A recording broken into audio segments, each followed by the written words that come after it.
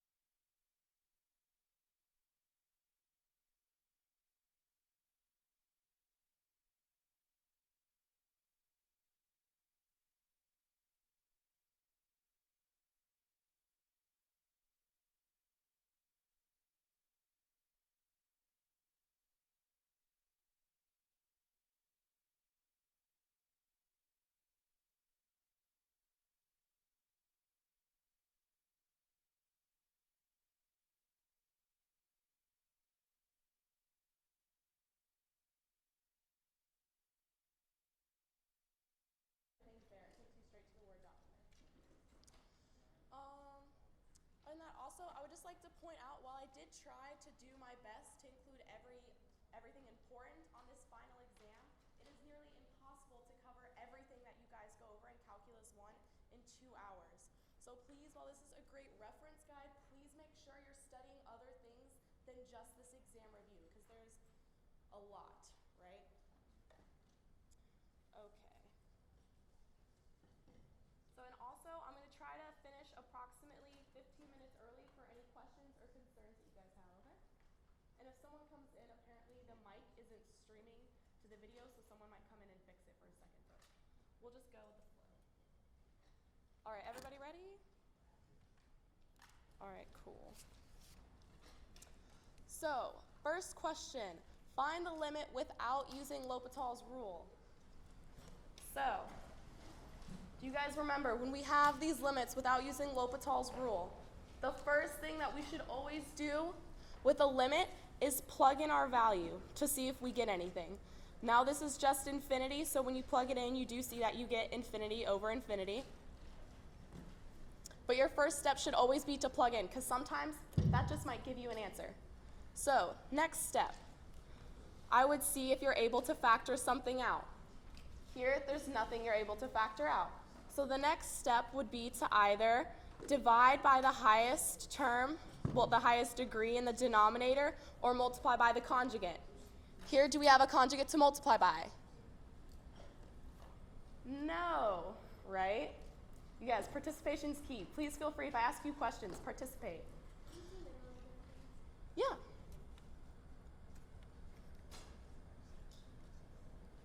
Better? All right, cool. So does everyone agree and see why we're going to divide by the highest power in the denominator? All right, so that gives us the limit as x approaches infinity, square root. So what's the highest degree in the denominator? Good, x cubed. So what am I going to divide by in the top because it's under a radical? Good, I hear people say x to the 6 because it's under the square root. That is technically the same as x cubed, right? So we have 4x to the 6 divided by x to the 6 minus x over x to the 6. And then we have x cubed divided by x cubed.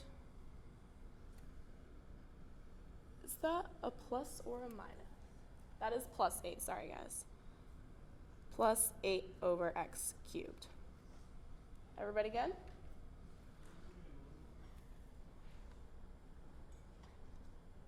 Good? All right, so when everything simplifies, we get the limit as x approaches infinity of the square root of 4 minus 1 over x to the 5th divided by 1 plus 8 over x cubed. Does everybody see that? All right, so now what happens when we plug in infinity? The constant stays the same, right? So we're left with the square root of 4. And when we plug in infinity on the bottom here, what does that go to? 0, good, right? If your bottom is constantly getting larger and the top is constant, we're going to go to 0. Over 1 plus, and that's the same thing, right? Constant over something that's getting infinitely larger is going to go to 0. So we have the square root of 4 over 1, which equals 2.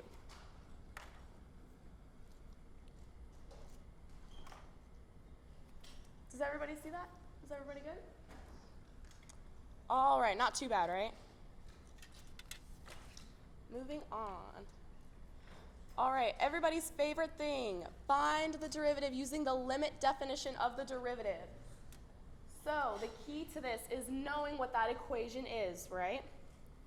So we have f prime of a equals the limit as h approaches 0 of f of a plus h minus f of a over h. Everybody remember this old stuff? So now we're going to do exactly what that says. We're just going to plug in these values every time there's a t. So we get the limit as h approaches 0 of 2a plus h plus 14 over a plus h plus 9 minus 2a plus 14 over a plus 9. And then all of that is still divided by h. Everybody good? So you see all we did is every time there's a t in here, we plug in a plus h into the equation, and here every time there's a t, we just plug in a. So now let's just simplify. We get the limit as h approaches 0 of 2a plus 2h plus 14 over a plus h plus 9 minus 2a plus 14 over a plus 9, all still over h. One thing I want to point out, guys, notice my notation as I'm doing all of this, right? I carry my equal sign and my limit all the way through. Oh yeah, and if I ever start going off the page, please just tell me to move up. I'm really bad at trying to look at that. All right, so we're all still good, right? So this becomes the limit as h approaches 0. So what's this next step here, guys? Do you remember on how to simplify this?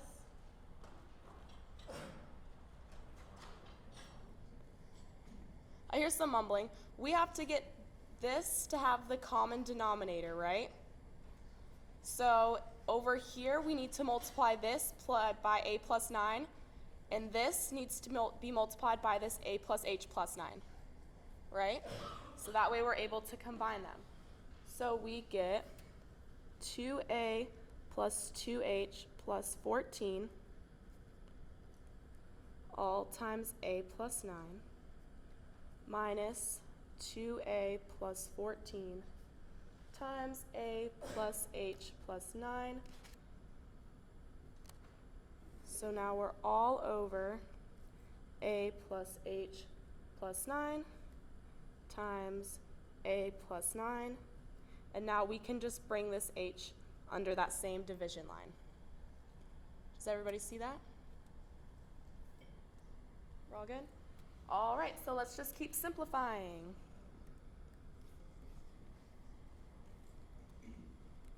Limit as h approaches 0 of 2a squared plus 18a plus 2ah plus 18h plus 14a plus 126 minus,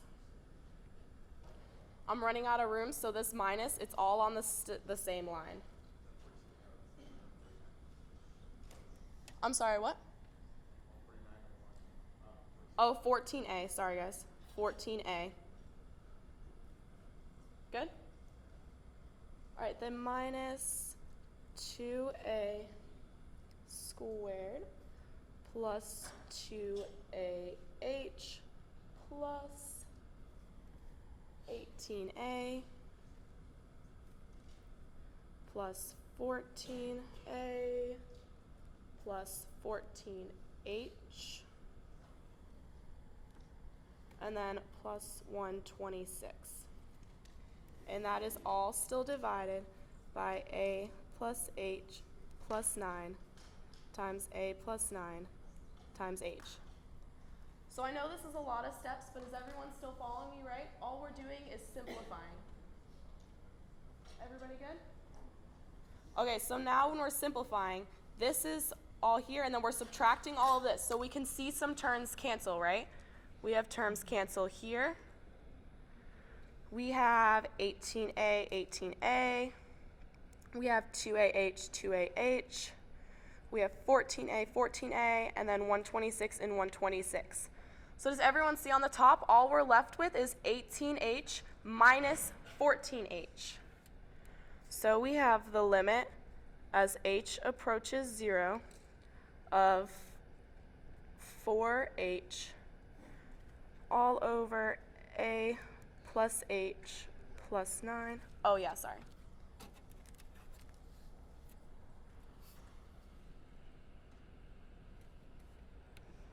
Times a plus 9 times h.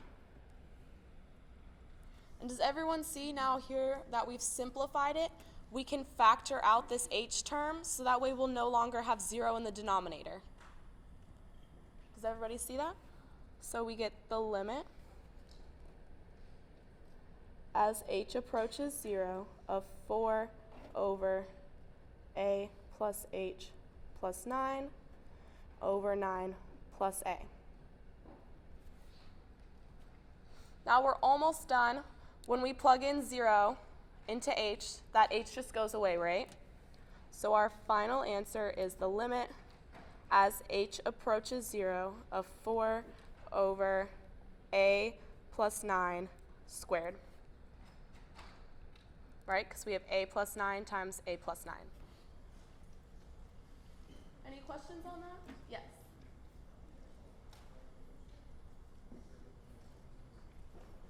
Oh, good call. Yes. See, that's bad notation. Thank you. Yeah, anytime I do something wrong, guys, please point it out. So, does that make sense? The limit is no longer here because I've already plugged in my h value. So I've already taken the limit. This is the final answer. Thank you. All right, any other questions? Everybody good? All right, so it's not too bad, right, guys? It's just a little bit long. And if you have a question like this on an exam, what's a good way to check yourself? Yeah, you guys, this is just asking for the derivative. You know how to take the derivative of this using the quotient rule. So you can check yourself by using the quotient rule to find the derivative and see if you get the same answer. Okay? All right.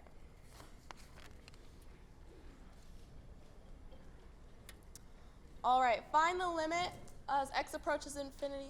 Yes? So for the previous problem, did it matter that it was asking for it in terms of a? Because like you said, that they could check by taking the actual derivative?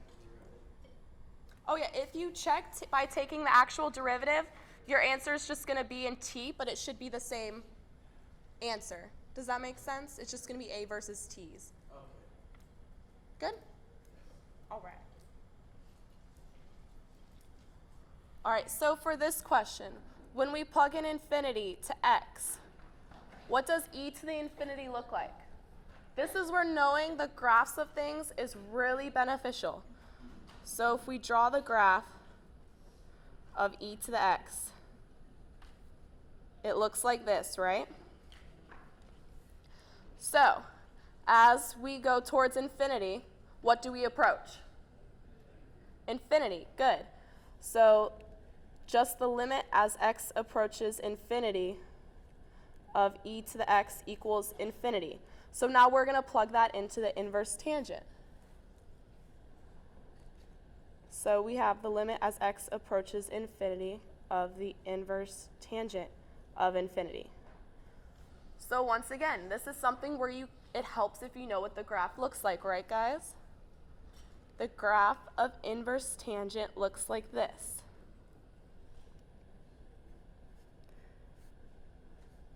There's these horizontal asymptotes at pi over 2 and negative pi over 2. And it goes like this. So as the inverse tangent approaches infinity, what do we get closer and closer to? Good, pi over 2. So that's our answer. Does that make sense to everybody? Good? All right, not too bad, right?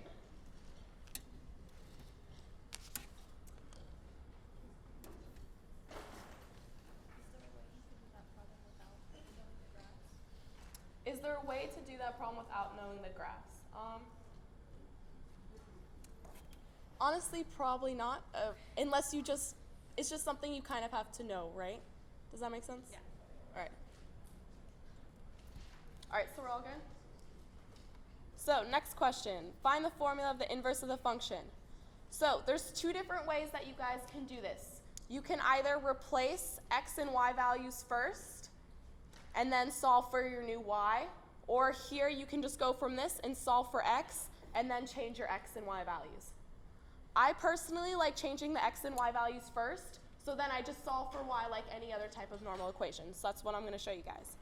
So switching the values, we have x equals 2y minus 1 over 2y plus 7. So now we just solve for y. So this is all just algebra stuff, right? So first, to get rid of this on the bottom, I have to multiply it over. So I have x times 2y plus 7 equals 2y minus 1. Right? So since I'm going to have to end up getting y by itself, I see it's attached to this x over here. So I'm going to distribute that x in. So I have 2xy plus 7x equals 2y minus 1. And like I said, we want to get all the y's on one side. So I'm going to move this term over here. And then I just want them by themselves, so I'm going to add the 1 over here. So I have 7x plus 1 equals 2xy. Ooh, sorry guys. 2y minus 2xy. Good? So now that we have y, all our y's over here, we can factor out a y. So that when we factor out a y, we're left with 2 minus 2x. Right, so now all I have left to do is to divide this to get y by itself. So left with 7x plus 1 over 2 minus 2x equals y. Any questions? Oh yeah, I'm sorry guys. Yeah, please just keep telling me. Everybody good? All right.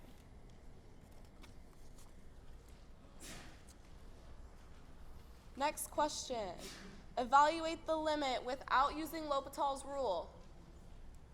So you guys remember, the first step with this should always be to plug in whatever this value is. So we plug in 0, we see right away that we have 0 on the bottom, which is not good. We can't have that. So we're going to have to try to do something with this to make sure that there's not 0 on the bottom.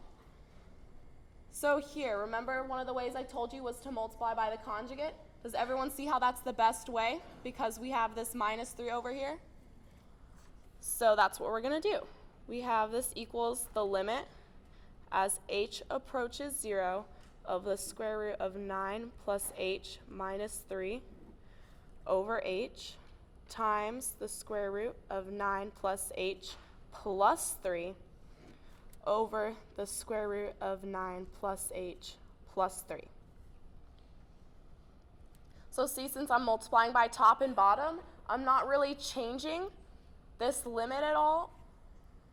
I'm not changing the value of it. I'm just rewriting it so that I can solve it, right? So when we do this, we get the limit as h approaches 0 of 9 plus h, and then, minus 9, right? Because when you factor this out, the whole reason of multiplying by the conjugate is that the radical is going to cancel. So we get this squared, which is itself, and then that, so we get 9. And then the bottom becomes h times square root of 9 plus 3. Oh, I just wrote that wrong. Sorry, guys. Say something. There we go. Does that look better? If you guys see something, please just say something. Plus 3. All right, good? So we see that the 9's cancel on the top, right? So we get the limit as h approaches 0 of h over h times 9, square root of 9 plus h plus 3. So now you guys see these h's cancel, right? Which is what our whole goal was. So if you guys are doing this and the h's don't cancel, check your work and see what you did, because the whole point of this is to get rid of this h on the bottom. So we're left with the limit as h approaches 0 of 1 over the square root of 9 plus h plus 3. So now when we plug in 0, we get 1 over square root of 9 plus 3. It's 1 over 3 plus 3, which equals 1/6.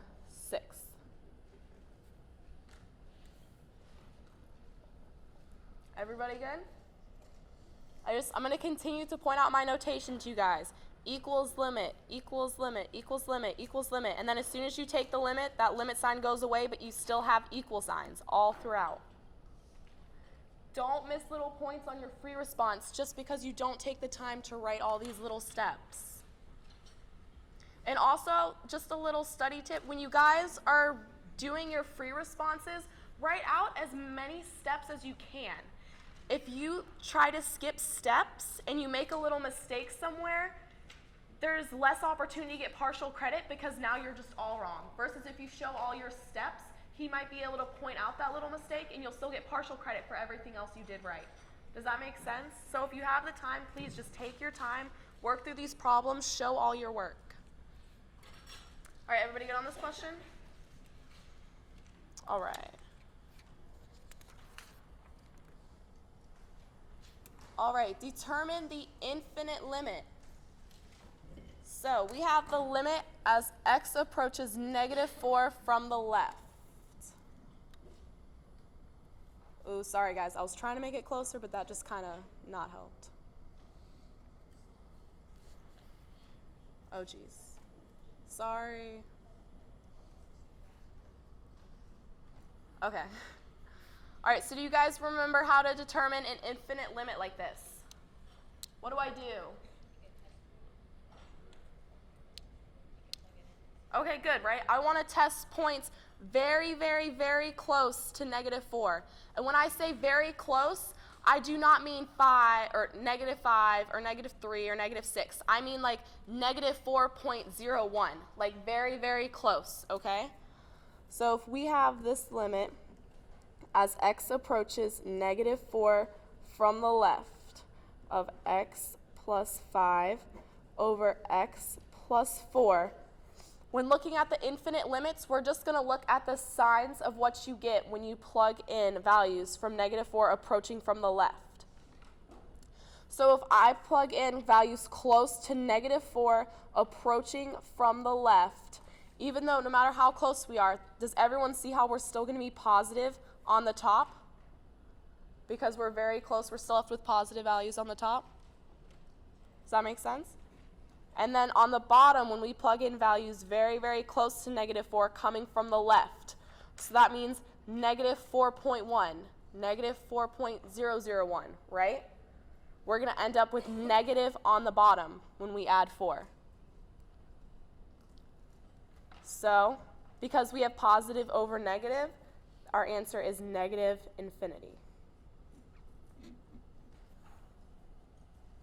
Does that make sense? Yes, yes. Any question? Yes.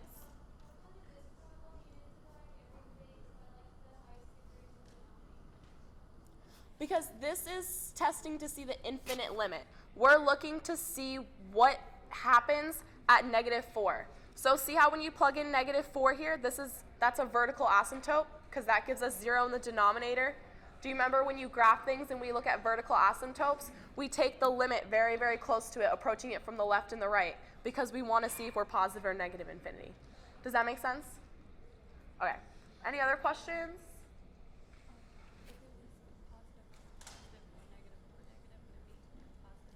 Yes, so that was a good question. So if this was positive over positive or negative over negative, then we would go to positive infinity. Everybody good? All right. All right, so number 7, show that the limit as x approaches 0 of x squared times sine of x equals 0. So what theorem do I have to use here to show this? Good, squeeze theorem. So anytime you see a problem like this, squeeze theorem always works great for cosine and sine because they're bounded from -1 to 1. So we have -1 is less than or equal to sine of x, which is less than or equal to 1. So, but my function is not sine of x, it's x squared times sine of x. So I'm going to multiply everything by x squared. So I have -x squared is less than or equal to x squared sine of x, which is less than or equal to x squared. So the squeeze theorem tells me if I take the limit of this function, and if I take the limit of this function, and they're equal, that means that this function has to equal that limit. Does that make sense, guys? This function is squeezed in between these two. So if these two are equal, this function has to be that same value. So if we take the limit as x approaches 0 of negative x squared, when we plug in 0, does everybody see? We get 0, right? And when we plug in the limit as x approaches 0 of x squared, we plug in 0, we still get 0.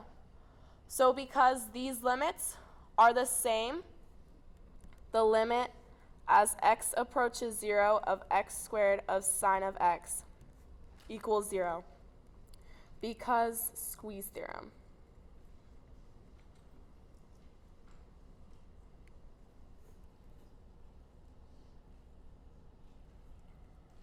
Does that make sense to everybody?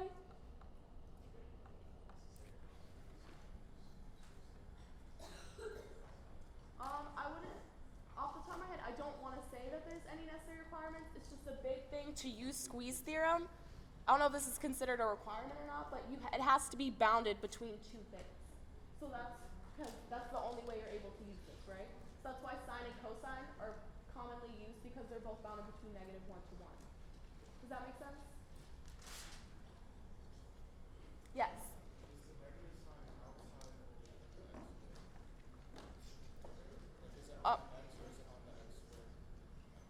It's technically, I believe it's on the outside, but in this, it doesn't matter. Yeah, no, in this case, it doesn't matter, but pretty much generally any time, I'm saying generally, I can't promise all the time because there's weird scenarios, but generally all the time when you take the limit of these sides, they're going to go to 0, and your final answer is going to be 0. That's a general rule of thumb. So is everybody good with this question? Question. Any time that you see sine or cosine like this, that should be when you see to use the squeeze theorem. It could be multiplied by something else. It could be added to something else.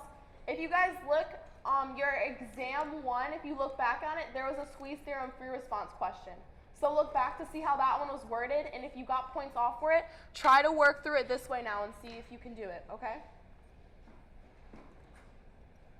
And don't forget, you guys still have all of your old homeworks, too. So if this is something that you're struggling with, just go back on old homeworks and practice, practice, practice. Okay, are we good now? Yes. All right. If you guys have any more questions, don't forget, I'm going to try to finish early so that we can have questions towards the end, too.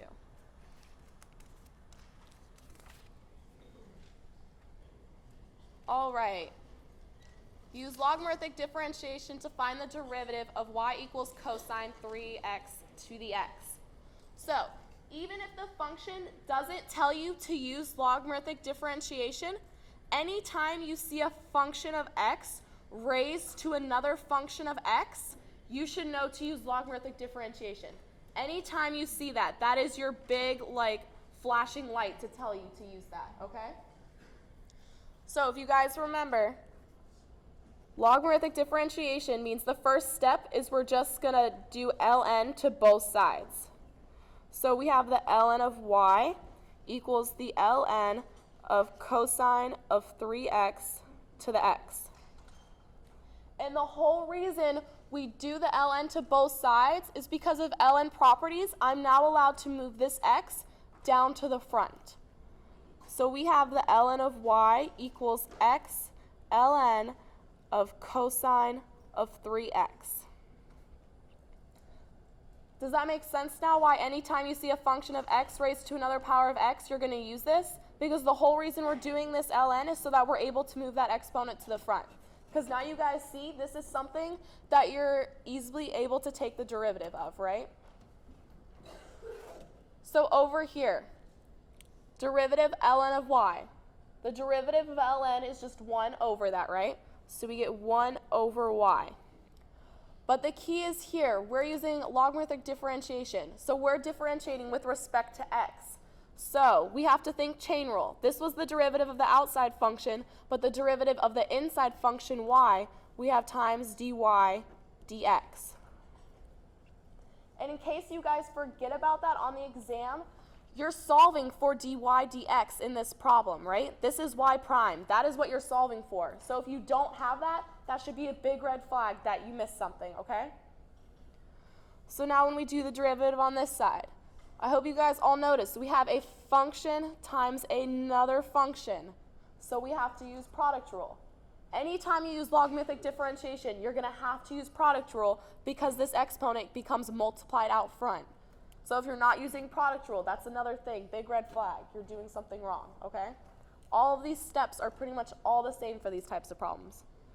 So we have derivative of the first, which is just 1, times ln of cosine of 3x, plus the first times the derivative of the second.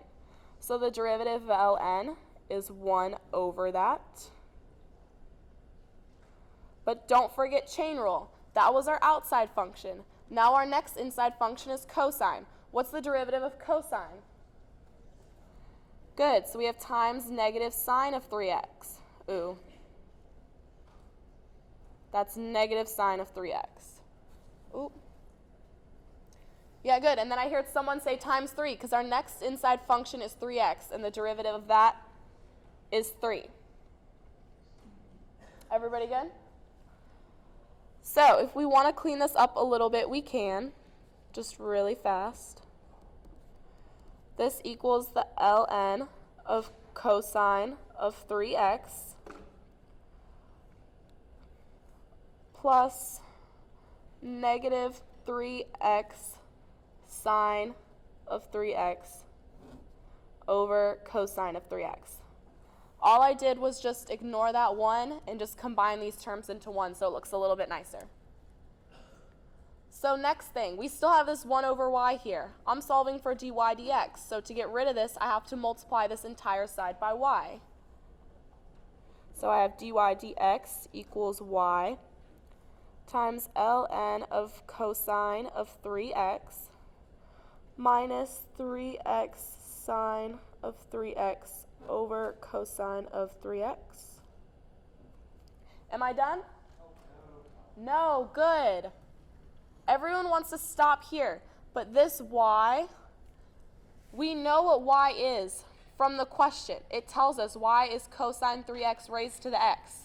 So your last step is to always plug in whatever your y value equals. So we have dy dx equals cosine of 3x raised to the x times ln of cosine of 3x minus 3x sine of 3x over cosine 3x. Question? Oh yeah, if you guys want to simplify more, yeah, sine over cosine, that's just tangent, right? So you can write tangent. That's good to notice things like that because if this is a multiple choice, right, you have to be able to recognize the different types of simplifications that could be on there. So does everyone see how she pointed out sine over cosine is tangent? So this could be just minus 3x tangent of 3x. Good. Everybody good with this question? All right.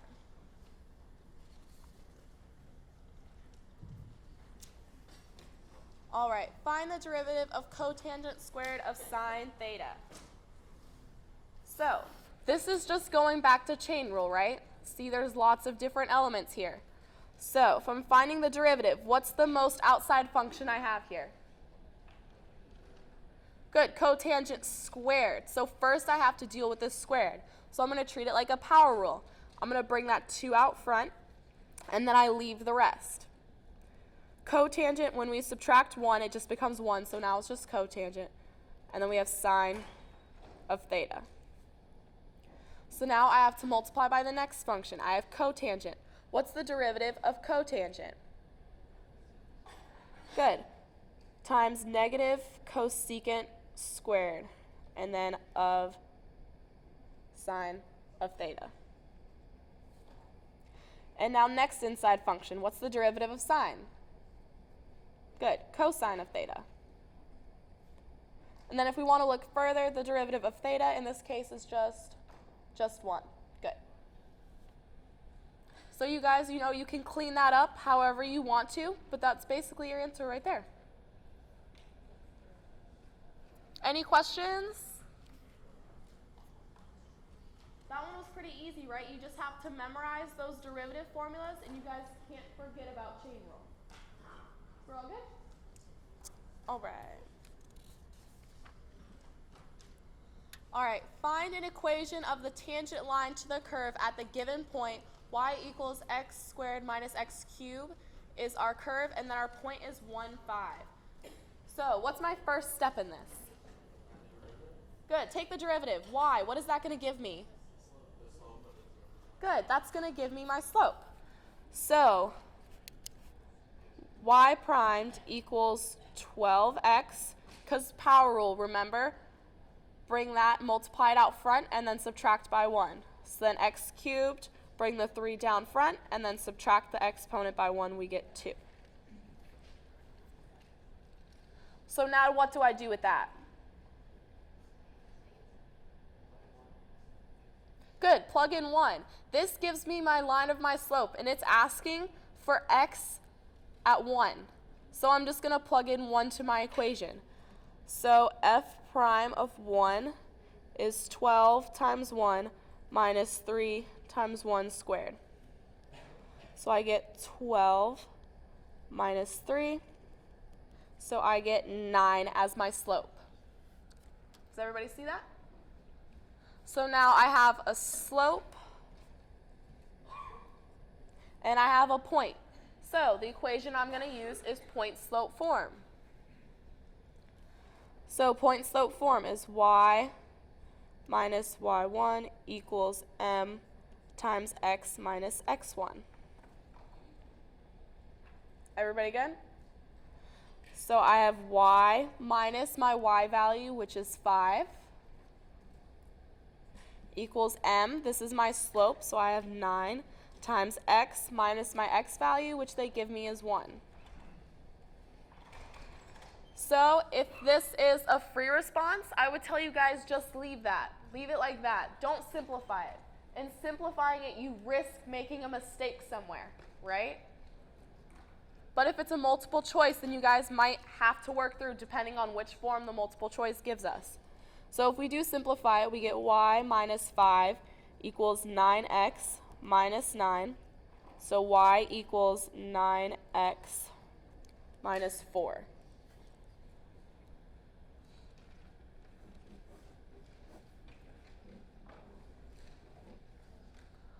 Either are acceptable answers.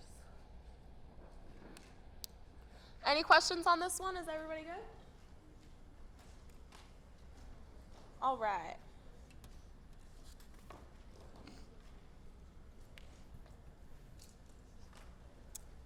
Find the derivative of the function. So, another basic derivative problem, right? What do I have to use here, though? Quotient rule, good. So, for you guys to remember, instead of thinking of f prime of g times g of x and all of that stuff, the easy way I remember is low d high minus high d low over low squared. And I'm going to go over what that means when I plug in these values, okay? So to me, this is just easy to remember, like low d high minus high d low over low squared is like permanently engraved in my brain. So I hope that helps you guys remember it. So when I plug this in, low, it's whatever's on the bottom. So I get square root of r squared plus 9 times d high. So that's just times the derivative of the top, which in this case is just 1. Minus high, so that's whatever's on the top, r. D low times the derivative of the bottom. So we get, for those of you guys who don't know, you can change this to r squared plus 9 to the 1/2 and use the power rule on it. But a faster way that I like to think about it is the derivative of just the square root of x equals 1 over 2 square root of x. So that's not one of the things that you, that's not one of the things you technically have to memorize, but I think that's just a faster way to work through this problem instead of having to use the power rule. So in this case, the derivative of low is times 1 over 2 square root of r squared plus 9. But chain rule, you have to multiply by the inside times 2r. Does that make sense to everybody? If you do the power way and bringing the 1/2 to the front and then subtracting by 1, do you see how this 1/2 to the front, the 2 becomes on the bottom, and this becomes a negative power, so the radical becomes on the bottom as well. And then you still have the derivative of the inside to multiply by. So that's just a little shortcut if it helps you guys. So now we have over low squared. So square root of r squared plus 9 squared. Everybody good? So if we want to simplify this, like I said, if it's a free response, you guys feel free. Don't have to simplify. Leave your answers. This is just for purposes of multiple choice, being able to recognize those simplified answers depending on how simplified he makes them. Okay, so this becomes, I want to get rid of this radical on the bottom, so I'm going to multiply the top and the bottom by square root of r squared plus 9 over square root of r squared plus 9. Does that make sense? To get rid of this radical, I'm multiplying by this radical on the top and this radical on the bottom. So I get the square, r squared minus r squared plus 9 over r squared plus 9 to the 3/2. Because when I factor this over, that becomes just the r squared plus 9. And then here the 2 cancels. And then this cancels this here, so I'm left with just this r squared. And then this times, I'm just adding another r squared, so it becomes 3 over 2. Does that make sense to everybody? So the last most simplified form is just 9 over r squared plus 9 to the 3/2. So if you guys can get to here, you're good. Just be able to recognize these simplified answers if they show up like this on the exam. Is there any? Yes. Yes, this is definitely an acceptable answer. If this is a free response, I would just leave it like that. Because like I said before, if you guys try to simplify things, you risk messing something up and you risk changing the answer. So if you don't have to simplify, don't.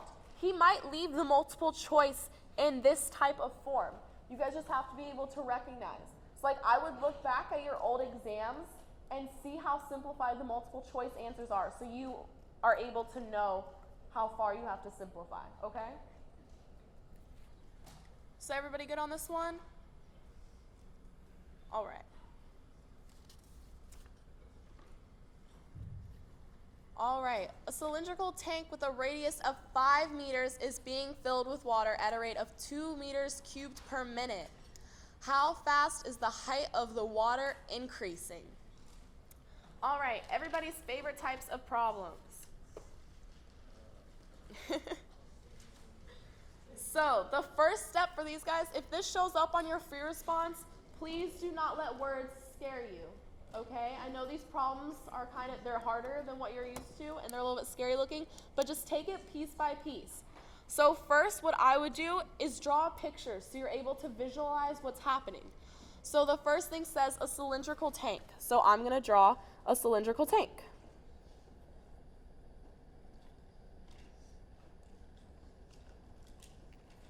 And it tells me that I have a radius of 5 centimeters. So I'm going to label this as r as my radius, and I know r is equal to 5 centimeters. and it tells me that it is being filled with water at a rate of 2 meters cubed per minute. So I have water in here. Yeah? Oh, yeah, thank you. Yeah, it's 5 meters. I don't know what I did. All right, good. So, and then it's asking how fast is the height of the water rising. So since it tells us height, I'm going to label this as h. Everybody good so far? So if it helps you, what I like to do is problems, I like to pick through what I have and what I don't have. So it gives me r is 5. And then it also tells me the rate at which the water is filled is 2 meters cubed per minute. What does that give me? Good, rate of change, right? Because it's being filled in with a rate. So rate of change, what does that mean it's going to be? The derivative, right? So, but the derivative of what? What is this 2 meters cubed per minute? Good, I hear some people saying volume. If it's not super obvious to you that that is the derivative of the volume, what makes it super obvious to me is that it tells me it's meters cubed. Volume comes in meters cubed. So do you guys see how that goes together? That's what is the big Q to me, that is our dv dt. So if you guys want, if it's helpful, write out all of your variables. Write out r equals radius of tank. Here, h equals height of tank. What? Oh, thanks, guys. All right, good. Good catches.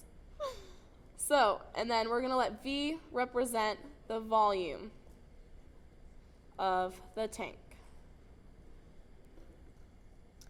All right, good. So now that we have all the information that we have from the problem, our next step for all of these related rates problems is to find some type of formula that's going to be able to relate all of this stuff together. So, what formula should I probably use if I have this information? Volume, good, right?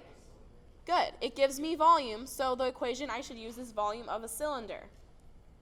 He does not necessarily have to give you guys the volume of a cylinder on the exam. Of course, it would be nice if he did, but he doesn't have to. That is something that you guys should just know. So if you guys don't, basic things I would remember is volume of a cylinder, volume of a cone, which is just going to be 1/3 the volume of a cylinder, right? Because a cone is 1/3 of a cylinder. I would know volume of a square. I would know surface area. I would know just regular area, volume of a sphere, those types of things. Just the basic ones, okay? Look at the types of questions in 3.9 that you've done and notice all of the different equations that you've had to know to use those. And I would try to make sure that you guys know those for the exam. Okay? So, does anyone know the volume of a cylinder? Okay, good. I hear a lot of people saying it. Volume of a cylinder is volume equals pi r squared h. Good. So, I know what this radius is, right? So I get volume equals pi times 5 squared h. So I get volume equals 25 pi h.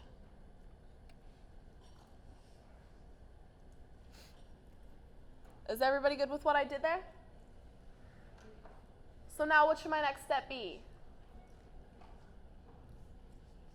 Well, first of all, what am I looking for? Good, I'm looking for how fast the height of the water is increasing. If I'm looking for how fast it's increasing, that means I'm finding the rate, right? So I'm looking for dH dt. So in order to find that, I have all these derivatives. I'm going to have to take the derivative of this equation, which is the general rule for any related rates problem, right? You find an equation, and then you're going to derive it.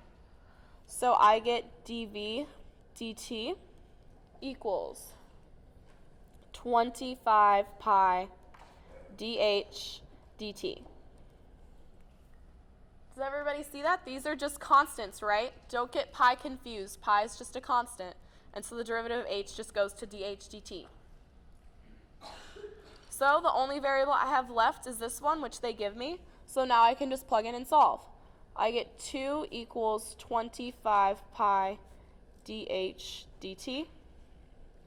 So 2 over 25 pi is, oh, I'm sorry, thank you guys, is dh dt.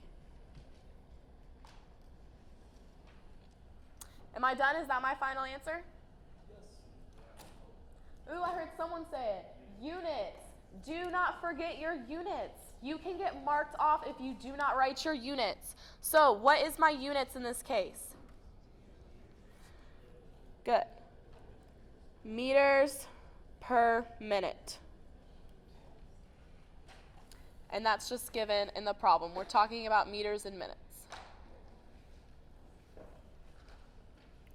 So is everybody good with that one? You guys, especially with related rates, how I told you, I cannot cover everything that you go over in this class. So when I picked this problem out, I tried to specifically give you a problem that he didn't cover exactly in class. So make sure you go over all the other different types of related rates problems, because there's a lot of different ones. Do you have a question? What's up? Is it meters or meters cubed, guys? Meters. Why is it meters and not meters cubed? Good. It's just the height, right? So the height is going to be in just meters. Does that make sense? All right, everybody good on this question? All right.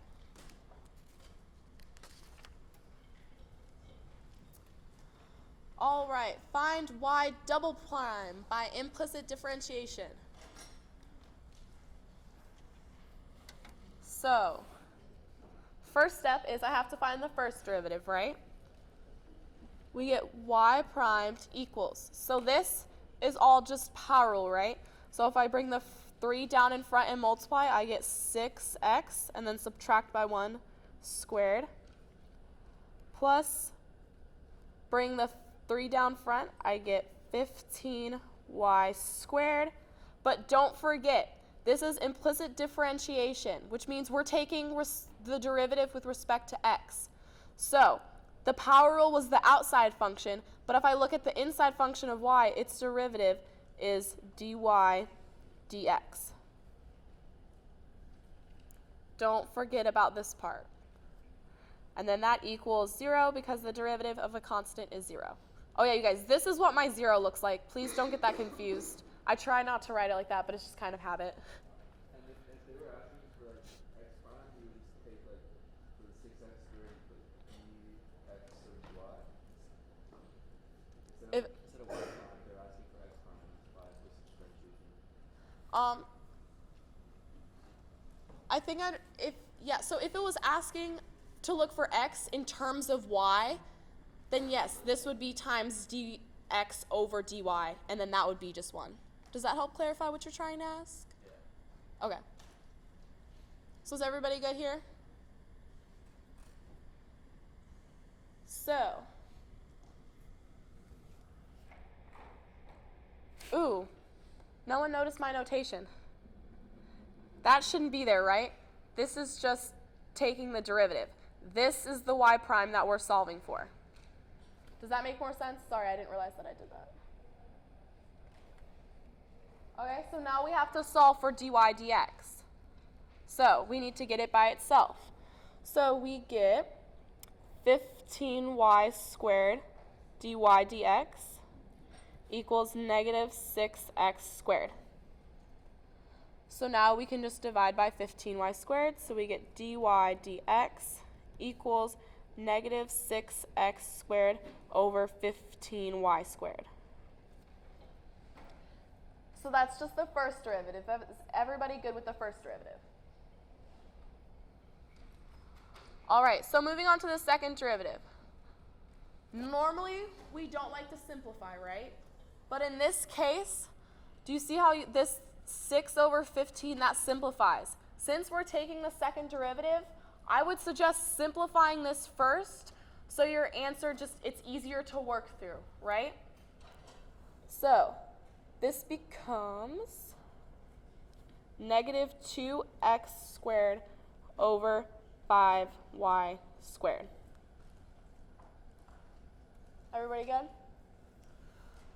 So here, now this dy dx, when we take the derivative of that, we just get y double prime. And that equals. So now we have quotient rule, right? So I'm going to leave that negative out front and just treat it like a constant. And now I'm going to use the quotient rule on 2x squared divided by 5y squared. So I'm going to go back to that low d high minus high d low over low squared. So low 5y squared d high, so times 4x minus high, so 2x squared times d low, 10y dy dx.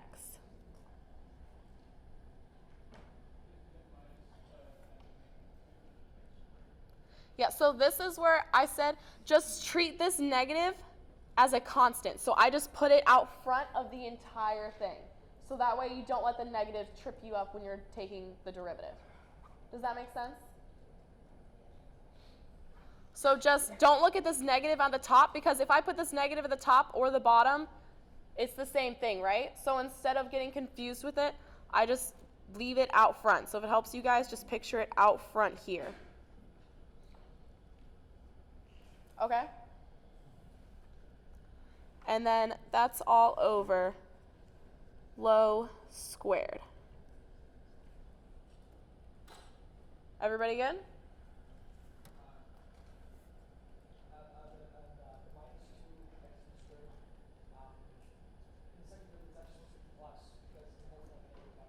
Yeah, I know. That question was just asked. I told you guys, just treat this negative out front like a constant, like a -1. So I just put it in front of the entire thing.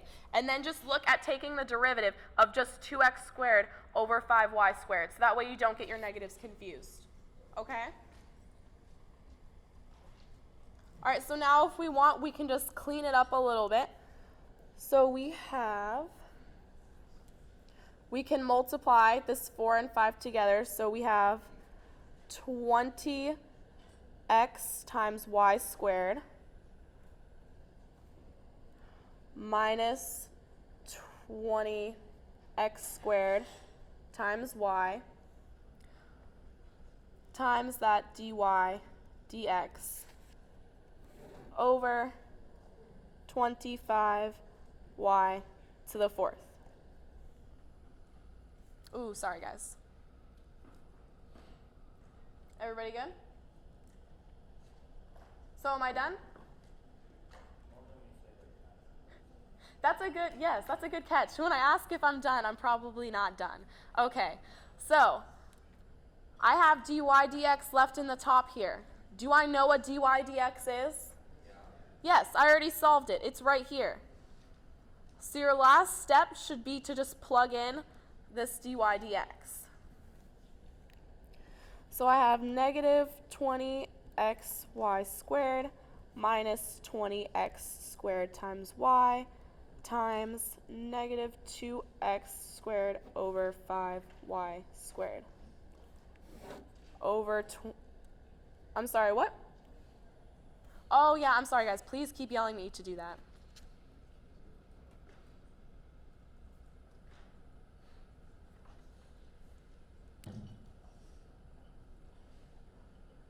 Everybody good? So like I said, this is perfectly acceptable answer.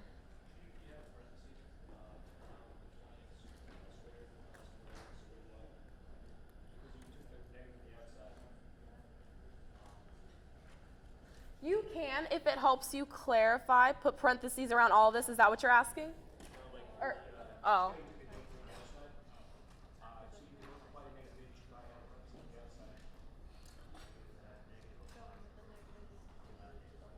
Oh, negative in front of everything?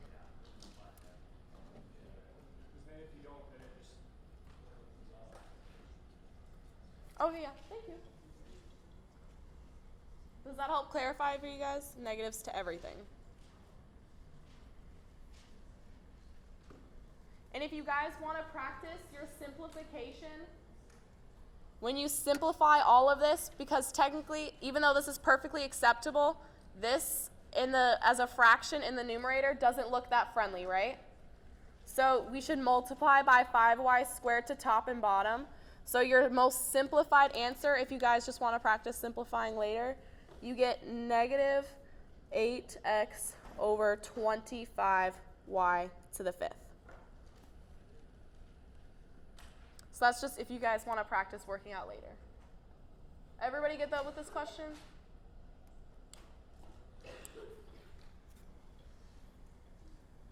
All right.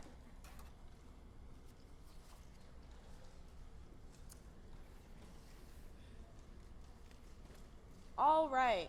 Use linear approximation to estimate the given number. So for linear approximation, there's a formula that you guys have to remember to do this, okay? So that formula is L of x equals f of a plus f prime of a times x minus a. So this is going to be your key to being able to solve this problem. So please memorize this formula. So next part is you see all these f of a's and these x's. So we need to be able to establish an a and an x from this. So 1.999 cubed is the same as writing 2 minus 0.001 cubed. Does that make sense to everybody? So in this form, this gives us our A. And that is going to give us our X. Okay? Why is that the A and not the X? If you just go through, it just has to do with the formula. So if you guys look at other examples in your notes, like when I was looking how to solve through this problem, honestly, I went back through the notes to look how to do it, right? So when you guys are doing this, if you look back at the notes, you'll just see anytime you have this type of problem, you separate it out, and this just becomes your A, and that becomes your X. If you want like a more in-depth explanation, I'm sure the textbook goes into more depth of exactly why that is how it is.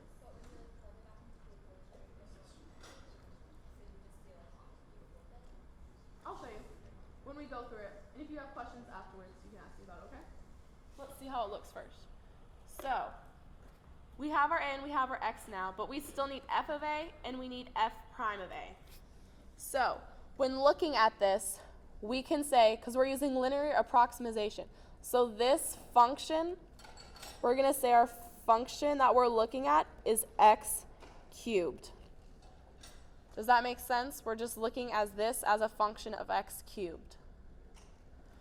So our f of A is the same as f of 2. So we get 2 cubed, which is 8. So that's going to be my f of A when I plug into this equation. Now I also need f prime of A. So I'm going to take the derivative.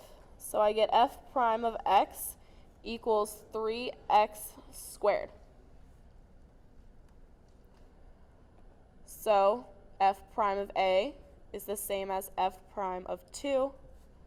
So when I plug in 2, I get 3 times 4, which is 12. So now I have everything to be able to plug into this equation.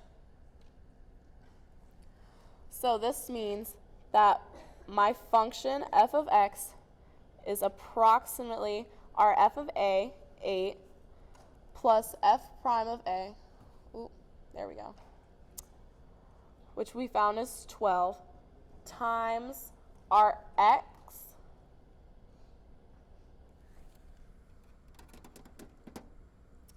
oh, sorry guys, I'm looking back at my notes.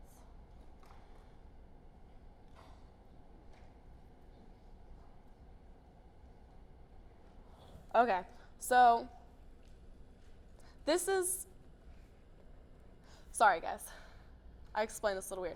So for the formula, this is going to be used as your x, because when you plug it in, you're going to end up getting that 0.001. I think that's why you're confused. Sorry. Okay, thank you. Okay, so when we plug into the formula, this is going to be used as your x, because then when you plug in for this whole thing, you're supposed to get that change of negative 0.001. I'm sorry I said that kind of backwards at first. So we get 12 times 1.999 minus 2. So this is saying that 1.999 cubed is approximately 8 plus 12 times negative 0.001. So this is approximately 8 minus 0.012. So this is approximately 7.988.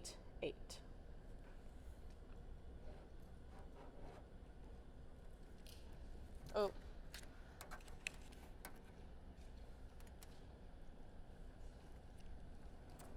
Does that make sense, guys? So everything comes back to this formula. So for all of these questions, you should first start off by splitting it like this, so you're able to get your A, because that is what you're referring to. And then from there, just your function, x cubed, and then start finding these values for this equation. And then just plug everything in. And when you guys, you should be able to check yourself with this, right? Because you know 1.999, that's very close to 2. 2 cubed is 8. So your answer should be pretty darn close to 8, right? Does that make sense? Is there any questions on this? All right.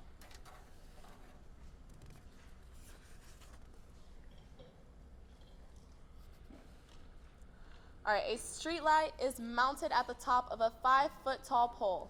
A man 6 feet tall walks away from the pole with a speed of 4 feet per second along a straight path. How fast is the tip of the shadow moving when he is 50 feet from the pole? So this is another related rates problem. Like I said, I tried to pick ones that he didn't cover as an example in class.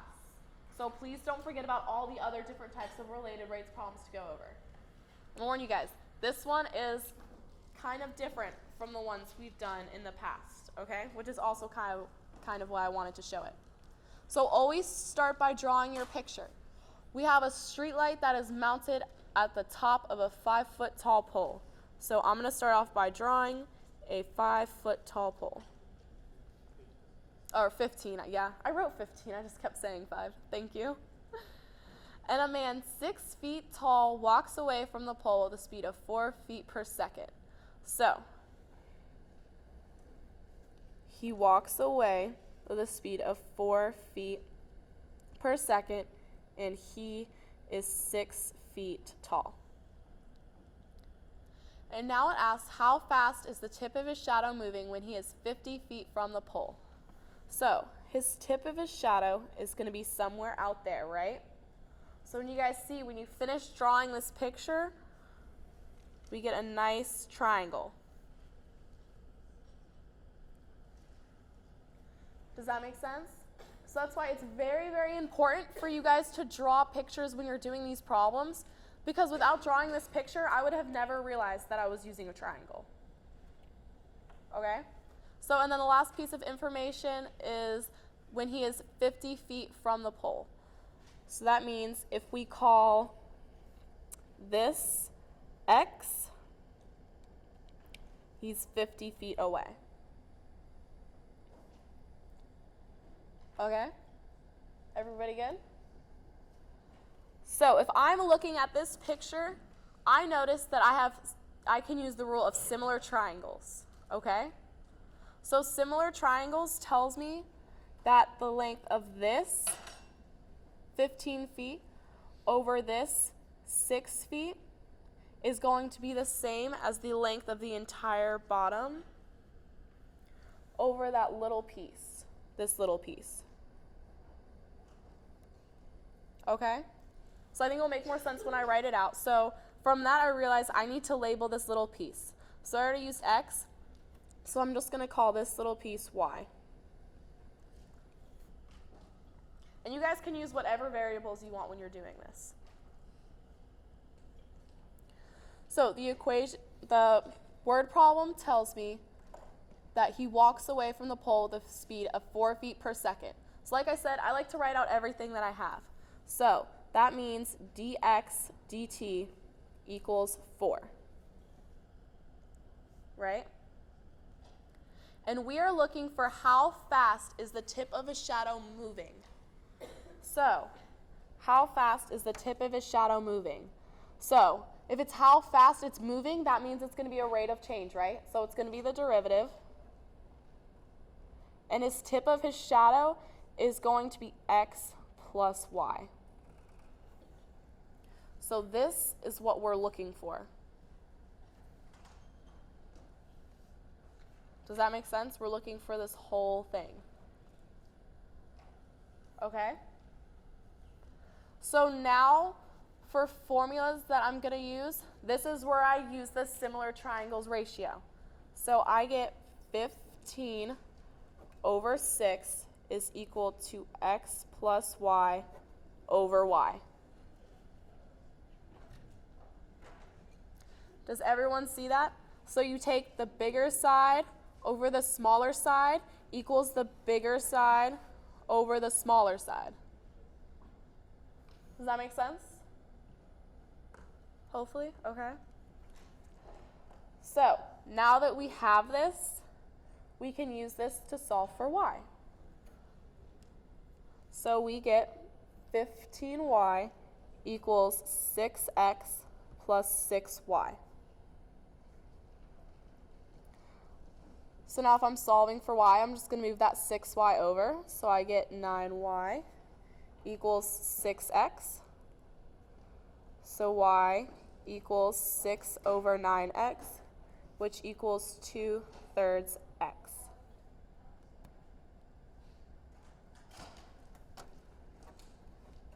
Okay, everybody good? And the whole reason I did that is because I am looking for the derivative of x plus y. So now I have these values. I have x. They tell me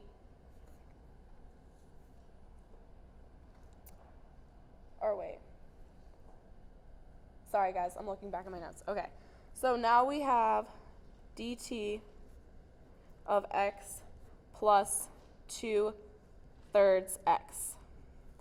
We plugged in this y value here. So when we combine these, this is the same as 3 over 3, right? So I have the derivative of 5/3 x.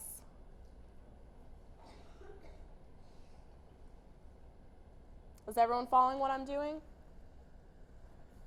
So, continuing from that, so that's still 5/3 dx dt, factoring that dt in.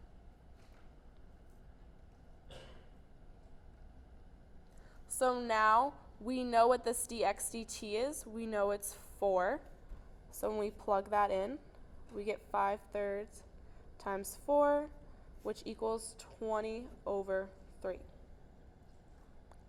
And please don't forget about units, feet per second.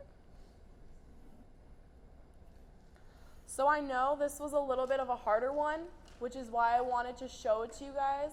So please just review and make sure you know how to do those steps. If you guys realize, you could have done this in a different order than me. So like the key to these problems is just being able, I tried to zoom out, I'm not good at this thing. So the key to these problems is just first pick out what you have and then look for what you need and see what they give you. So this is what I had, this is what I needed. So I needed this y. So to solve for y, I set up this equation from similar triangles and I found what y is. From there, I plugged in y and I got the derivative of x plus 2/3 x. And then when I add those x's together, I get the derivative of 5/3 x. So when I bring that derivative in, it's the 5/3 times dx dt. So then we plug in the dx dt because that's what it gives us, and we get 20/3. Question?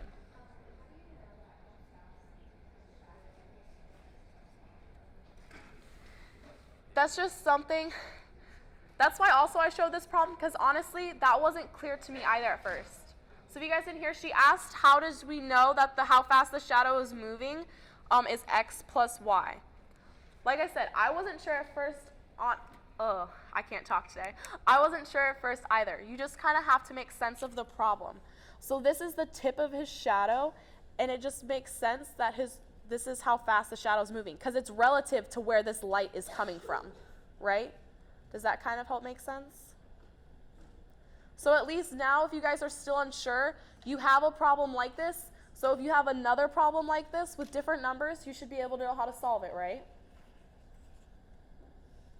Good.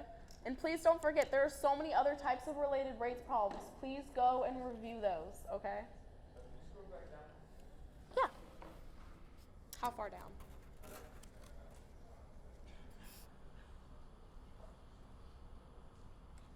Is there any other questions with this one? Yes. For the x plus y, how come you plug in 50? Because I just saw that when I plug in y here, then I'm going to have both x's here. So then I realized that I could add them, and when I bring in the derivative, I'm left with just this. So then I can just plug in 4. Honestly, I haven't tried plugging in the 50 for x, so I'm not going to say if you can or cannot do it that way. If you want, go on your own and plug it in and see if you're able to get the same answer doing that way. Okay? Any other questions? Are we all good with this one? All right.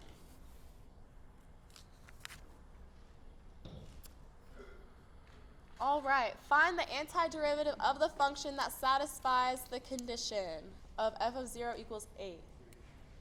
All right, so moving on to antiderivatives. So first, I'm going to just start with the general rule. You guys know that the derivative of x to a power n equals n to x minus to the n minus 1. So if we're going backwards from that, if we're looking for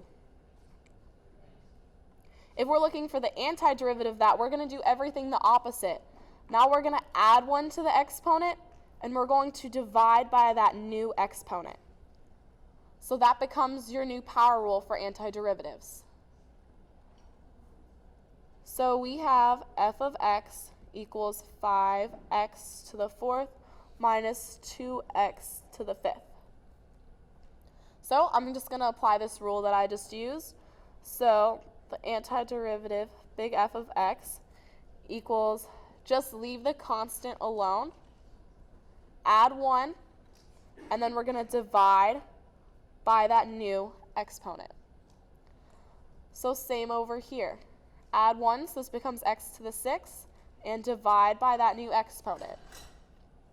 And then don't forget, when you're taking the antiderivative, we have plus c. So this is the equation for the most general form of the antiderivative, right? But it gives us this piece of information. F of 0 equals 8. So I'm going to use that to find c. First, I'm going to clean this up a little bit, just so it's easier for me to find c. So I get x to the 5th minus 1/3 x to the 6th plus c. So now I'm going to use that f of 0 equals 8. So if I plug in 0, that means this whole thing equals 8. So I get 0 to the 5th minus 1/3 times 0 to the 6th plus c. These all go to 0, so that means 8 equals c. Does everybody see that? So my final answer is just plugging that 8 back in up here. F of x equals x to the 5th minus 1/3 x to the 6th plus 8. Good? Any questions on that one?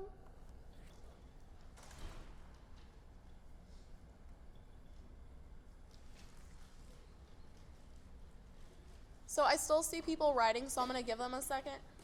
Just a little study tip for the exam. Like, my biggest thing to tell you guys right now is start with your free response questions first. Please. I watch you guys take your exam, and in the last exam, over half the class was writing until time was up.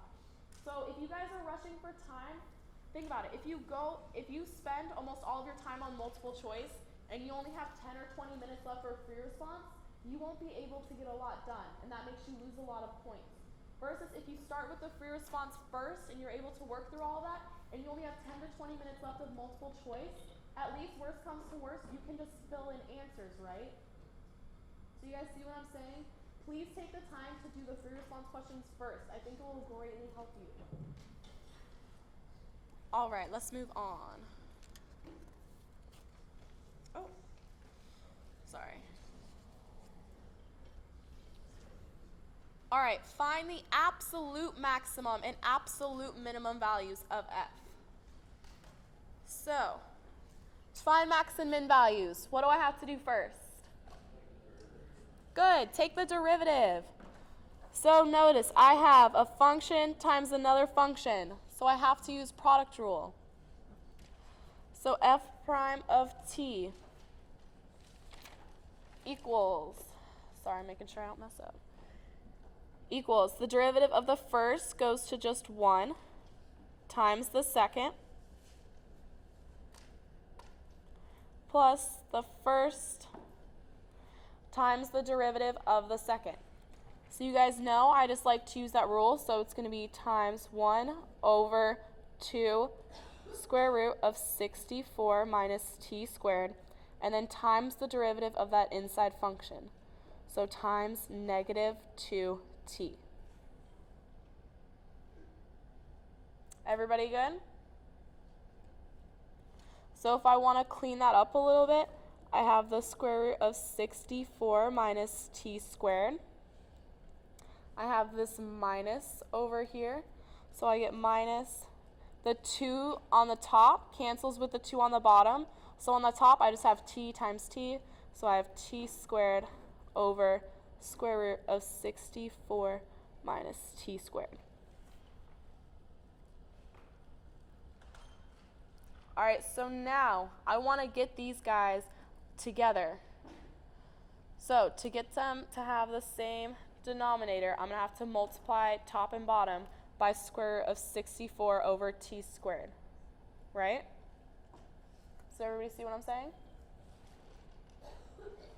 So if we multiply top and bottom, this becomes negative t squared from over here plus 64 minus t squared, because when you multiply this,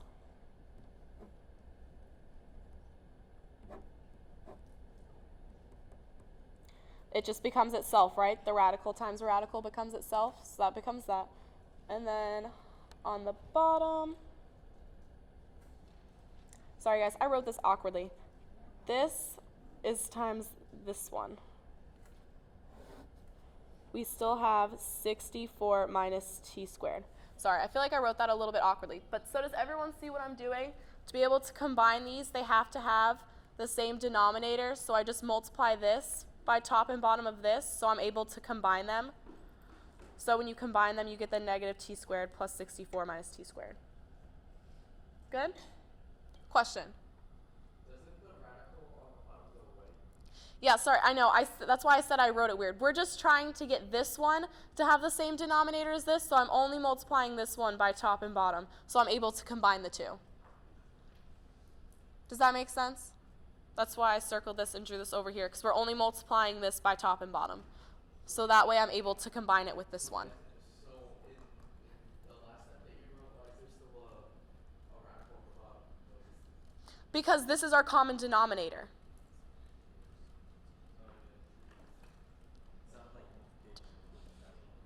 We're subtracting here.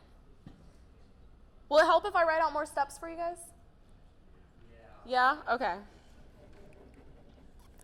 So this is equal to the square root of 64 minus t squared over square root of 64 minus t squared. 64 minus t squared. I'll explain it once I'm done writing. Okay, so I am multiplying just this term by top and bottom because here I'm subtracting something with a fraction. So to be able to subtract, I need to have a common denominator. So to get this common denominator of square root of 64 minus t squared, I need to multiply just this one by 64 minus t squared. So that makes me, so now since just these are being multiplied together and these are subtracting, do you guys see what I'm saying? Are we still confused? So when you multiply this out, this becomes 64 minus t squared. And then we still have this minus t over here that we're subtracting. And now we have the same common denominator of 64 minus t squared. Does that make more sense? Yes?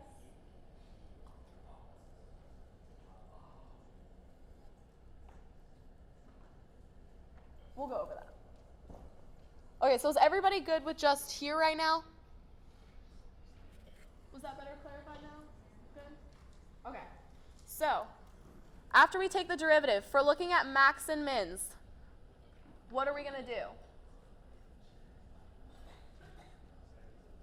Good. Set it equal to 0, right? Because that's how I find my critical numbers. So, side note.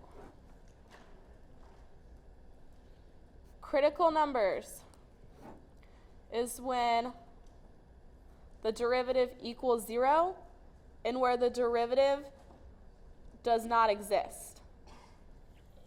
Right? That's why we took the derivative, so we can see where it equals 0 and where it does not exist.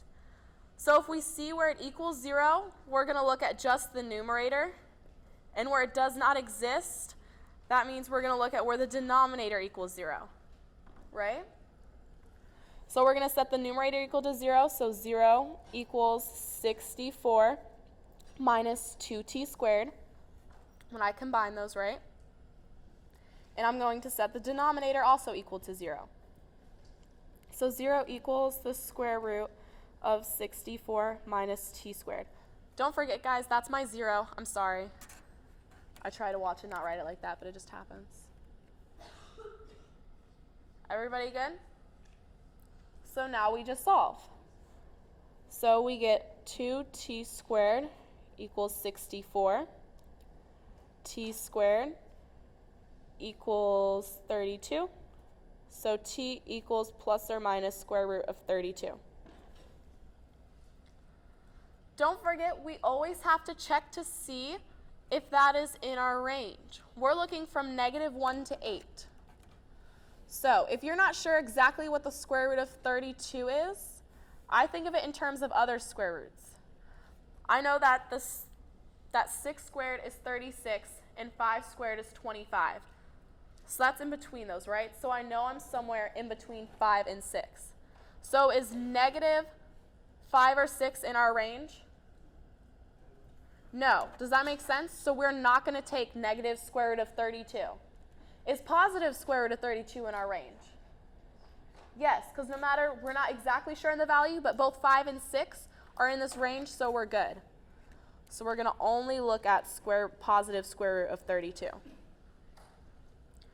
So now when we set this one equal to 0, to get the radical, we can square both sides. We still get 0 equals 64 minus t squared. So now just solve for t. T squared equals 64. T equals plus or minus 8. Is negative 8 in our interval? No, so we're not going to look at it. Is positive 8 in our interval? Yes, it's one of our endpoints, so we're going to use that. So I'm about to flip the page over. So does everybody have this work? Is everybody good with what we've done so far, right? Finding those critical values. All right, good. So now looking for absolute max and absolute min, I have to test both all of my critical values as well as my endpoints, okay? So I have to test f of -1, f of square root of 32, and f of 8. So just plug in your values. So we get negative, because that's the -1. Sorry guys, my paper slipped over so I don't have it up with me. So negative square root of 64 minus -1 squared. So this equals negative square root of 63. And if you want to simplify it down more, we get negative 3 square root of 7. So now look, plug in square root of 32. We get the square root of 32 times the square root of 64 minus square root of 32 squared. So we get the square root of 32 times the square root of 64 minus 32, which equals square root of 32 times square root of 32. So we get just 32.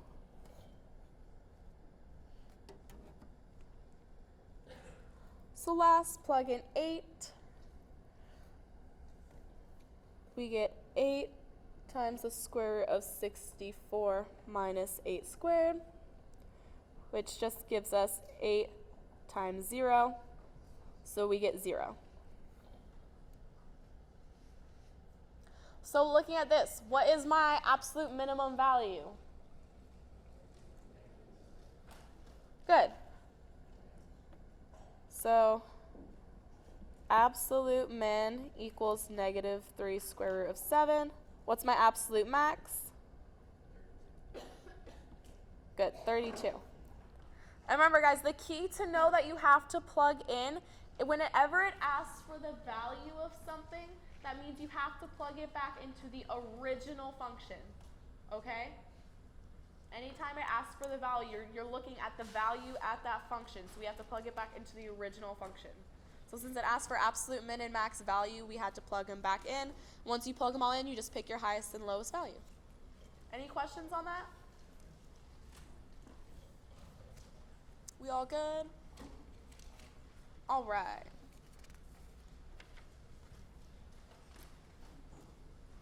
All right, find the limit using L'Hopital's rule if appropriate. So, for L'Hopital's rule, what type of indeterminate form do I want to be in? 0 over 0. Very good. To use L'Hopital's rule, I have to be in 0 over 0 or infinity over infinity type.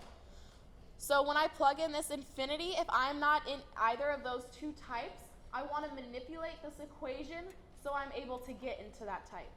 Does that make sense? So when I plug in infinity, I get infinity and then 7 over infinity.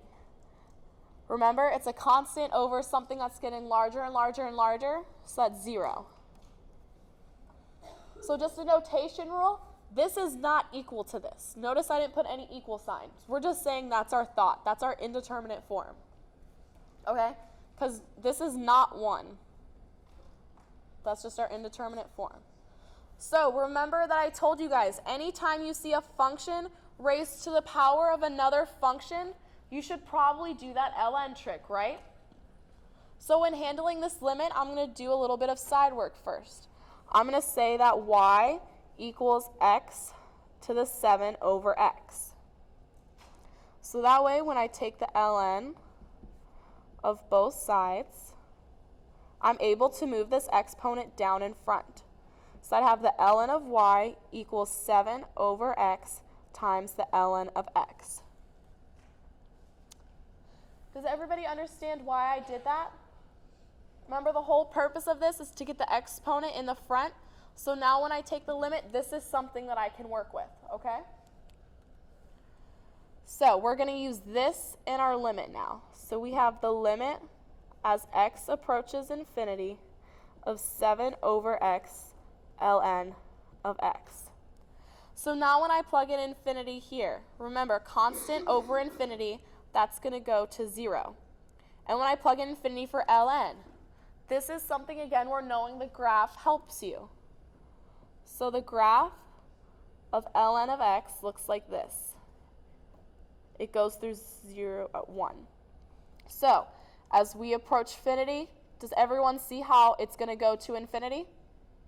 So this is 0 times infinity type. So you guys told me we need to be infinity over infinity or 0 over 0 type. That is not one of these types, so I still need to manipulate it a little bit. This one is really easy, though.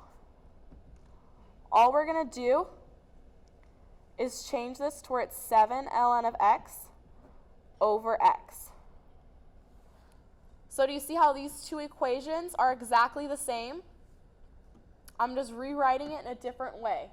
So now when I plug in infinity, we already know that ln of infinity goes to infinity, and times 7, we're still infinity. And when I plug in infinity for x, I get just infinity. Does everybody see that? That should be your go-to for all of these types of problems, is you're going to put this exponent is always going to come down to the front because of the ln. So this x, you should always try to manipulate it to put it on the bottom. And it's going to give you that infinity, infinity, or 0 over 0 type depending on the problem. So everybody good so far? So now that we have this, we can use L'Hopital's rule. I just put this little h here so you guys know this is when we're using L'Hopital's rule. So this becomes the limit as x approaches infinity of, and remember, L'Hopital's rule means we just take the derivative of the top and the derivative of the bottom separately. So this becomes 7 over x, because the derivative of ln x is 1 over x, then it's times 7, divided by 1. Derivative of x goes to 1. So now when we plug in infinity, at the top, we have a constant over infinity. So remember, that's going to go to 0. And then the bottom is going to go to 1. So 0 over 1 is 0.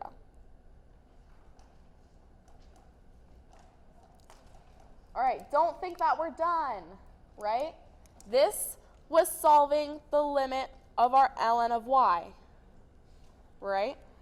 So we now know that the limit as x approaches infinity of ln of y equals 0. So how do I cancel out that ln? Good, use e. We're going to raise both sides to the e. So this gives me the limit as x approaches infinity of y equals e to the 0, which is just 1. Does everyone see the limit of y? That is what we started with.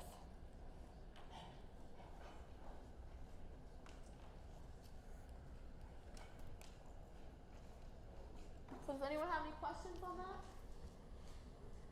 If you guys practice this type of problem, I promise you they're all done almost exactly the same way, just with different numbers.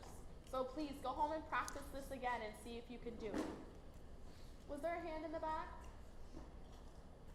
No, we good? Everybody good? All right.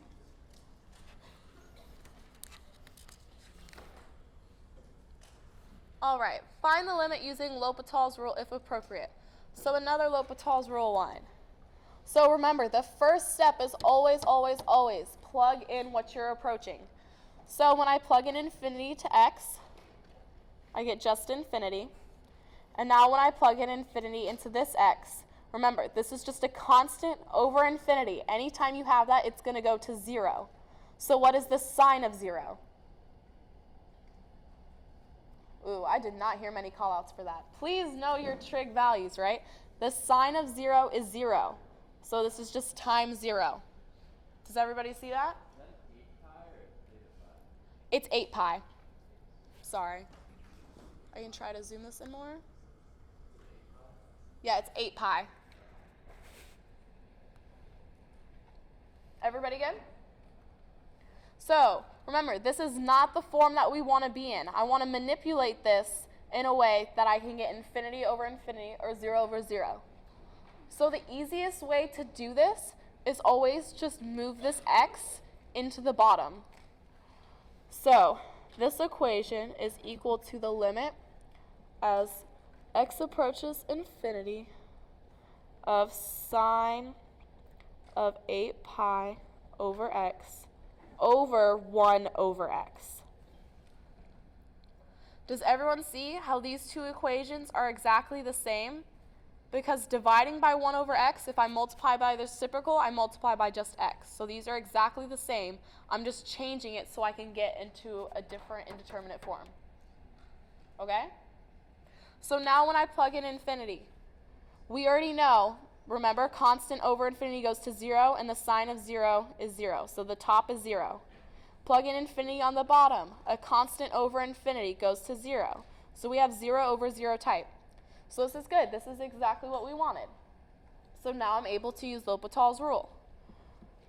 So take the derivative of the top and the bottom separately. We get, don't forget the top, we're going to have to use chain rule, right? So the derivative of the outside function is cosine of 8 pi over x. And now we have to multiply by the derivative of the inside. So if you guys need to, do a little side work at the bottom. 8 pi over x. Oh, you guys can't see my bottom work. 8 pi over x is same as 8 pi times x to the negative first, right? So now we can just use the power rule on that. So the derivative of this equals negative 8 pi times x to the negative second. And if we want to rewrite that to make it look nicer, we have 8 pi over x squared. Good? So now I'm just going to plug that in. Remember, I was doing chain rule. I had to multiply by the derivative of the inside. So it's times negative 8 pi over x squared. And now derivative of the bottom. If you guys need to, remember, change that exponent to negative 1. So 1 over x equals x to the negative first. The derivative of that equals negative x to the negative second, which becomes negative 1 over x squared. Good? So now I'm going to put that in up top. Negative 1 over x squared. So now when we plug in infinity, we're going to get constant over infinity goes to 0. Cosine of 0 is 1. So this whole thing goes to 1. And now when we plug 0 here, we have constant over infinity, so this goes to 0. So this whole top goes to 0. The bottom, we have constant over infinity, the whole bottom's going to go to 0. So we have L'Hopital's rule again. But if you guys notice, no matter how many times you take the derivative of this, as long as you have this x squared or x to the whatever in the denominator, it's going to continue to be in the denominator. So no matter how many times you take the derivative, you're going to still end up with 0 over 0.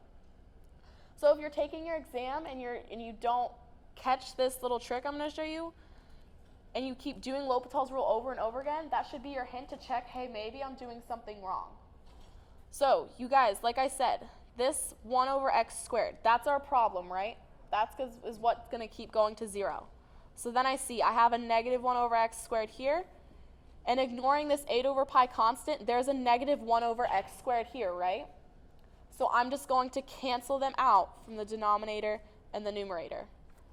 So when I do that, I get the limit as x approaches infinity of the cosine of 8 pi over x times 8 pi.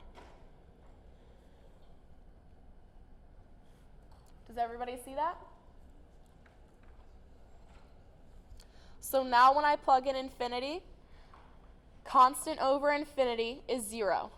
So the cosine of 0 is 1 times constant makes itself, so 8 pi. So our answer is just 8 pi.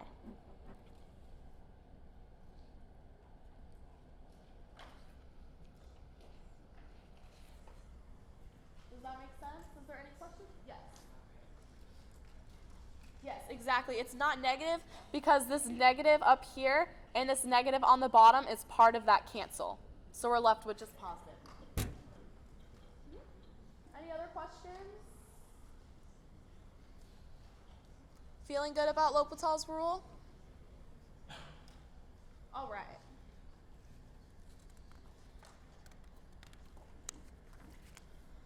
All right. This is probably everyone's second favorite problem, right? Yes, everybody loves sketching graph problems. And so when I say sketch the graph, I mean we're going to go through all of it. We're going to go through the domain, x, y intercepts, all of that good stuff, okay? So, first step, domain. How do I find the domain of this function? Good. I'm going to set the denominator equal to 0. And that's because I can't have the denominator equal to 0, right? The denominator cannot be 0. So I'm going to find what numbers do make it 0, and those numbers are not going to be included in our domain. So x squared minus 16 equal to 0. We get x squared equals 16. So x equals plus or minus 4. And because that is what makes the denominator 0, that is not going to be included in my domain. So the domain becomes negative infinity to negative 4, union negative 4 to 4, union 4 to infinity.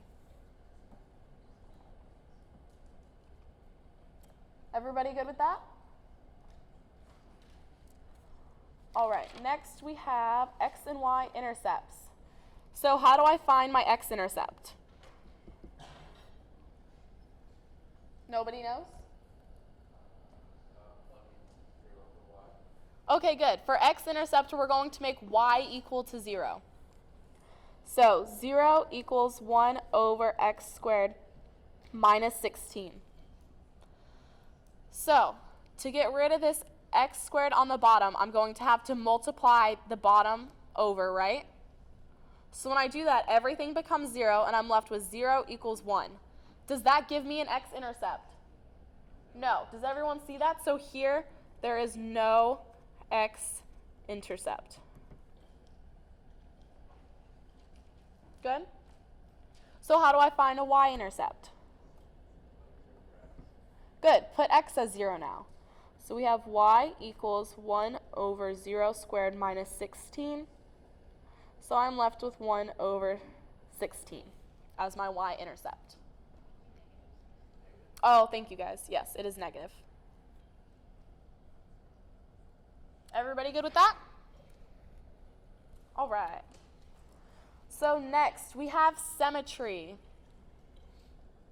So how do I know if a function is even? Okay, I hear some people kind of mumbling it. So for a function to be even, that means that f of x equals f of negative x. So to find this f of negative x, everywhere there is an x in my function, I'm just going to replace it with a negative x. So f of negative x equals 1 over negative x squared minus 16. And so you see that really becomes 1 over x squared minus 16, because when you square it, it's going to become positive. So is that the same as my original function? Yes. Since it's the same, f of negative x is equal to f of x, that means we're even. So if we're even, which axis are we symmetric about? Good, I think I heard it. Even means we're symmetric about y-axis. good? All right, so how do we know if a function's odd or not? If a function is odd, it means that f of negative x is equal to negative f of x. So here we plugged in a negative x every time there was an x, but now we're making the entire function negative. So I'm just going to switch the sign of everything in the function. So negative f of x equals negative 1 over negative x squared plus 16. We just found f of negative x. Are these two the same? No, they're not the same, which means they are not odd. Does that make sense to everybody on how to find symmetry? But if you find out that it's even, did you skip that step? You know it's even? Yeah, I would assume since it's even, it's not odd. I just wanted to show you guys so you were able to see how to solve for if a function is odd or not. So is everybody good with this? All right. So next we have asymptotes. So vertical asymptotes. We kind of already found them, right? Vertical asymptotes is where the denominator is equal to 0. So we already found our vertical asymptotes is negative 4 and 4. Right? But now I want to see what happens at those asymptotes, right? So to see what happens at those asymptotes, I'm going to take the limit as x approaches 4 from the right of 1 over x squared minus 16, and I'm going to take the limit as x approaches 4 from the left of 1 over x squared minus 16. Remember, this is like a problem we did in the beginning. This is finding those infinite limits. So, for this one, I'm going to plug in values very, very close to the right of 4. So the top is always going to be positive. And when I plug in values very, very close to 4, and I square it, I'm going to get a value larger than 16. So I'm positive. So this is positive infinity. Does everybody see that? So if we're looking at 4 from the left, very, very close values. 1 is still positive on the top, but now in the denominator, we're just smaller than 4. So when we square it, we're going to be smaller than 16, which means we're negative. So we go to negative infinity. Everybody good? Does everyone notice my notation? How I don't say that positive is equal to this. I just put it in parentheses to kind of show my thought process of how I'm doing it. All right, so now we're going to do the same thing for negative 4. Limit as x approaches negative 4 from the right of 1 over x squared minus 16, and the limit as x approaches negative 4 from the left of 1 over x squared minus 16. So now when we plug in values, we're always going to have positive on the top because that doesn't change. But now we're approaching negative 4 from the right. So that means that we're going to be, so when you plug in values from negative 4 from the right, we're coming from this side. And then when you square that and you subtract 16, are we positive or negative? Negative? Negative, does everybody agree? Does everyone see that? So we get negative infinity. So over here, when we plug in values of negative 4 from the left, and we plug it in, we're going to get positive on the top, positive on the bottom, because we're just larger than 16, so that goes to positive infinity. Is everybody good with what we just did? So now when we're able to graph, we're going to know what that graph looks like at those asymptotes. From the both or just one? Okay, so we're approaching negative 4 from the right. Think of it as a timeline. If we have negative 4 here, we're coming in from the right. Oh, I'm sorry, guys. So if we're coming in from the right, I'm going to have values super close, like negative 3.9, right? So when you square negative 3.9, that's less than 4, right? So your answer is going to be less than 16. So less than 16 minus 16, we're getting it negative on the bottom. Does that make sense? So when we plug in, so when we come from the left, we're coming in from this side. So we're going to have like negative 4.1. When you square that, that's going to be a little greater than 16. So that's why we get positive over here. You're welcome. Everybody good? All right, so now we need horizontal asymptote.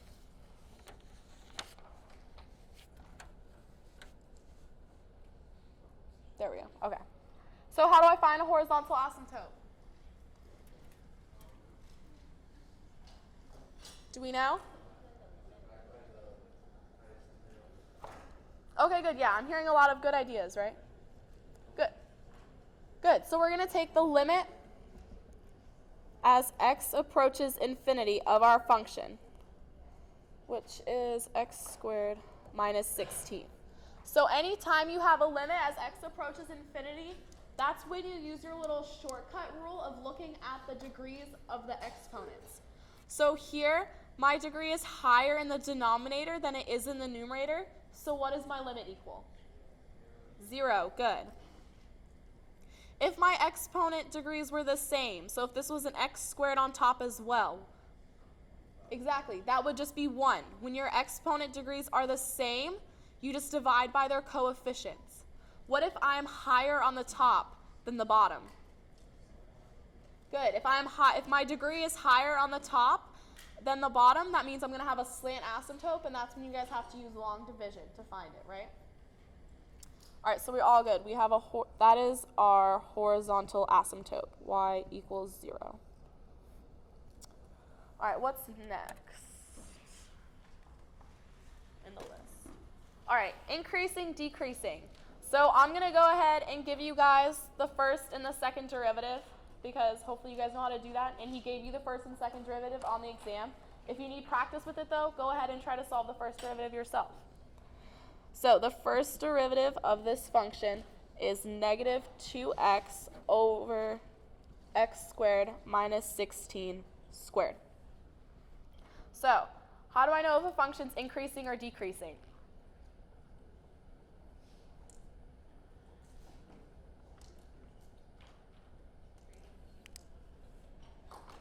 Good, okay, so first derivative test.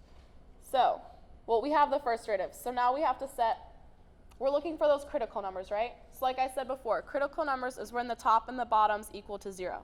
So we're going to set negative 2x equal to 0 and x squared minus 16 squared equal to 0. All right, guys, so it is almost 1:30, right? That went really quickly, right? So for the rest of the exam, you guys are on here for the same reason, right? So talk to the people next to you. Get their phone numbers. Make study groups. Try to work through the rest of the exam by yourself. If you notice, the rest of the exam review is all newer material, so it should be stuff that you guys are more familiar with, so you guys should be able to go over by yourself. Yes? What? The exam review? Oh, let me find this sheet. Hold on.